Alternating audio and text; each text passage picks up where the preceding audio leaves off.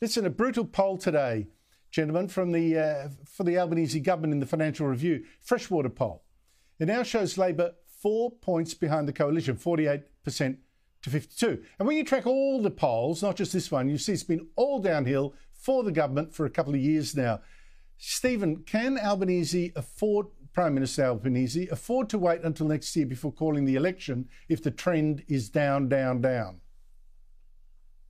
Well, I think the cost of living crisis that Australians are facing is starting to really bite, and the public now think the government need to do more. We've got tax cuts, we've got energy relief, we've got childcare relief, we've got a whole package of measures, and the government needs to not get caught up in distractions like arguing about a census question in 2 years' time. It needs to be staying focused on those issues so that Australians know that the government is listening and it is putting in place measures that are going to give some relief. Now, the single greatest relief... Now, clearly it's not working, so can you wait till next year? Is the Reserve Bank...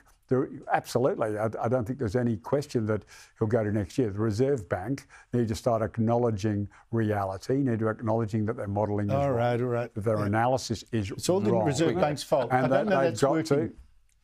This poll shows it's not working. It's the Reserve Bank's fault. It doesn't matter whether it's politically working. It's still factually accurate. It's not true, and it's not working. It's still factually accurate. I've been talking about it for 12 months,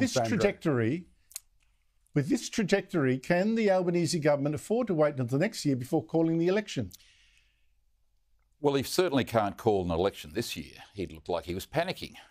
I mean, that would be absurd. And John Black, the former Labor senator, who's a very good analyst, by the way, wrote a very good article in the Financial Review today. If you haven't read it, it's worth reading.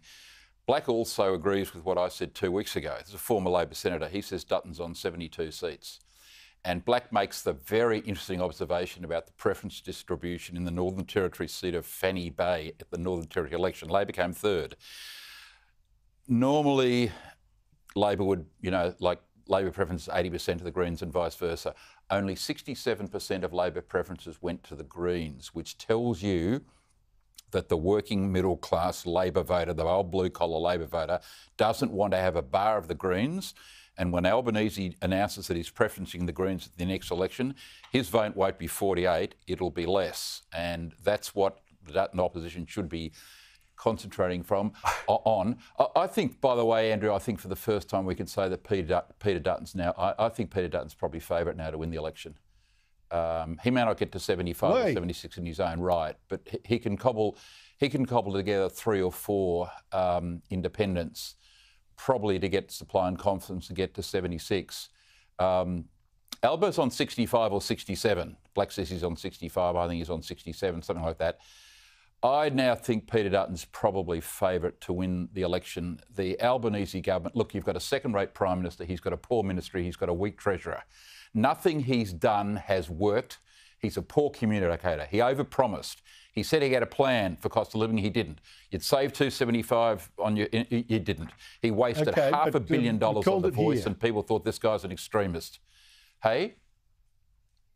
You've called it here, people. You don't need to wait until September 13th. Yeah, I think September 16th. I think Peter Dutton's probably favourite. I think Peter Dutton's probably favourite now to win. Mark it down on your calendar, viewers. September 16th, Michael Kroger. I've got every other prediction right, so let's see. You've got to get one right in 10 years. Things can change, but I think Dutton, as today, you could say Dutton's probably favourite to win. Well, there you go. Okay, we shall see. Michael Kroger, Stephen Conroy, thank you very much for your time.